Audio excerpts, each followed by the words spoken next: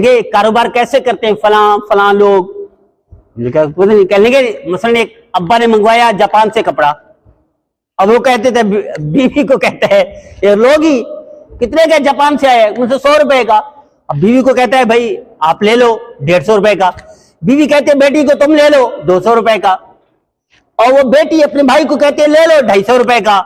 अब वो बेटा फिर अब्बा को कहता है ले लो 300 रुपए का। अब दुकान पे जाते थे अल्लाह की कसम मुझे 300 में पड़ा है, अल्लाह की कसम मुझे 300 में पड़ा है, पड़ा तो है 300 में, लेकिन ये फनकारी है बनी इस्राइल वाली। अल्लाह फनकारी को जानता है ना, अल्लाह के आगे फनकारी कौन कर सकता है। तो इस तरह के काम भी ना करें कि एक ही फैमिली घर में है, बहन भाई सारे इकट्ठे हैं, अब आपस में ज़कात बांटते फिरे, बाहर किसी को दे ना, तो ये भी नहीं चलता। अलग अलग बहन भाई रहते हैं, अलग है, कोई ताल्लुक नहीं एक दूसरे से, फिर दे सकते हैं। एक ही घर में